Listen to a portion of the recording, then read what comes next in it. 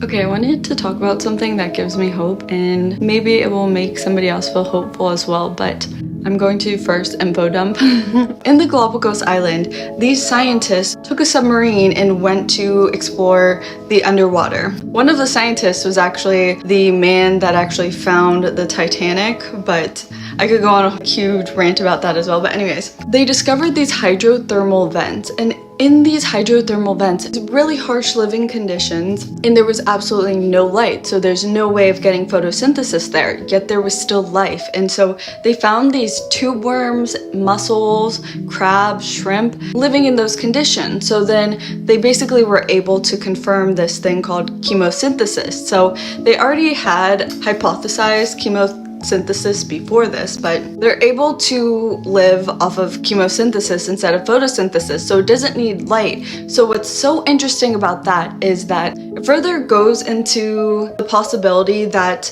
planets that are unable to have light can actually have life on it. Where there's not light, there's other ways for life to form. So bringing up a whole different topic now, fungi. Once when Russia went on a space mission, there was fungi growing on like the windows and stuff, and growing on all of their like electronics, I don't know what to call it, like their buttons.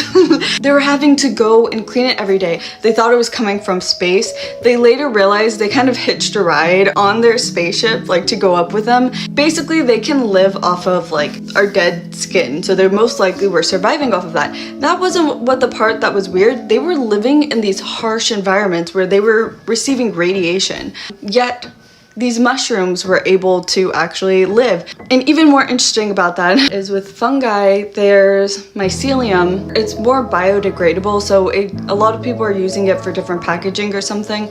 But what I find really cool about that is they're actually trying to make a mycelium structure for space. So they would be able to just add water to this mycelium structure, and it would basically make a home that wouldn't do any type of damage to the surface of the moon or wherever they're going to put it, which I found pretty funny, because whenever we think of futuristic things, we think of like these like metal, like everything's super shiny and stuff, but instead it's more like cottagecore, and we're living in like mushroom houses, and I find that really like cute and adorable.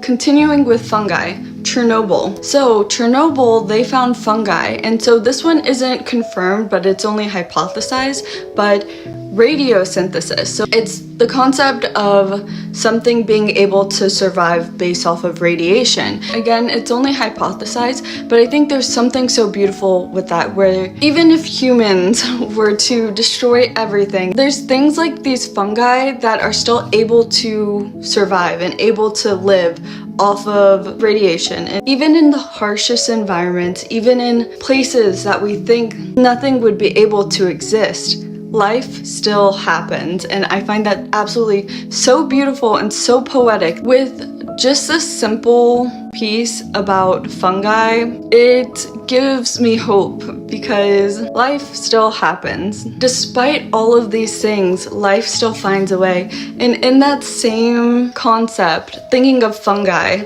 and thinking of these like little mussels that are deep down in the bottom of the ocean where the environment is so harsh, I feel like we can learn from that as well, where our life can just feel like everything is applying so much pressure to us. We have so many bad things going on, and you can feel like, I can't imagine things are going to get better. And in that same aspect of the fungi existing in a place like Chernobyl, life finds a way, and we are able to continue to exist and still thrive and still be nourished by the environments most would not expect us to be able to thrive and nourish in. And I think we can take a part of that and apply it to our life and the things that we are put through. And if we looked into so many people's life, see how much burden they have had to carry, yet they are still able to persist. I think it's such a great thing to take note of that beauty in nature, and we can then apply it to ourselves in our life. I hope this makes sense. I hope this makes sense. I rambled for a while, but if you made it to this part, thank you for like listening to my little spiel. But I find that really beautiful, and I wanted to share it. So, like I say all the time, I hope this helps.